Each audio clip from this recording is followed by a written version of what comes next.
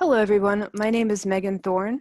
I am the Ephraimson Bridge Year Fellow for this 2020 school year, and I just wanted to share with you a couple of works that I have made for the Suffrage Amendment Symposium. First of all, I would like to discuss my research over the 19th Amendment, and then we'll dive right into my artist statement about my three images. So, the 19th Amendment to the Constitution of the United States of America states that the right of citizens of the United States to vote shall not be denied or abridged by the United States or by any state on account of sex. This simply means that women would no longer be excluded from voting because of their sex. The 19th Amendment was passed by Congress on June 4, 1919, and ratified August 18, 1920. In order to get to this point, women protested for decades. They lectured, marched, lobbied, and petitioned to make a change to the Constitution that would ultimately end up starting a women's rights revolution. Before the 19th Amendment, women were viewed as a man's property. They were viewed as a sex toy and were taken advantage of based on their body for decades. It is important to observe the changes that were made due to the 19th Amendment and what life would be like today for women if it had never even been passed. After the amendment was passed just 100 years ago, millions of women were able to move closer to experiencing equality in their lifetime. They were able to advocate for job opportunities, equal wages, sex education, and birth control. Women started advocating for laws that would allow them to have economic security and have the opportunity to own property. In the 2 decades after the amendment was passed, the topic of birth control became a prominent talking point.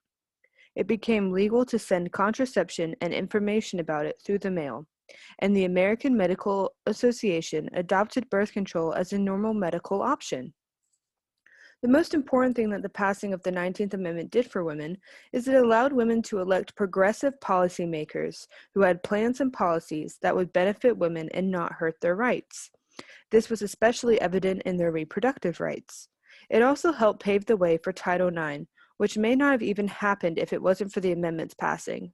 Title IX was passed in 1972, and it barred discrimination against women in university settings or educational institutions receiving federal funding. There also could have easily been no Lilly Ledbetter Act of 2009, which helped the country move toward pay equality.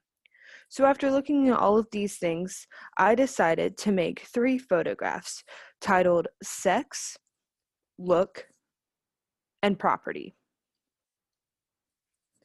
When I was creating this body of work, I came across a question written by the Washington Post that said, "A thought experiment for women today. Pick a date, maybe August 18th, the official day of ratification, and pause every time you do something you probably couldn't do if the 19th Amendment didn't exist." Being a woman of 2020, this really kind of hit home because I started thinking about the fact that, I'm attending higher education. I get paid the same as my male counterparts. I am able to vote in this year's election, and I have a lot of opportunities that were not available to women before this amendment was passed. And I also started thinking about how different my experience as a woman has been compared to my mother, grandmother, and even my great-grandmother.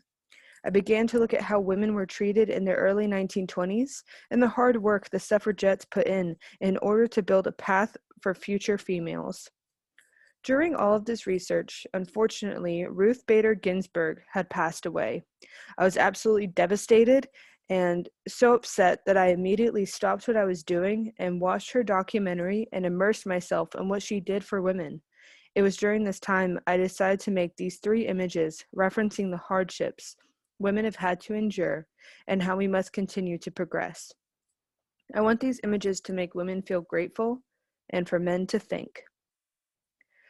Think about how women are viewed based on their sex, whether you're referring to the gender or the act.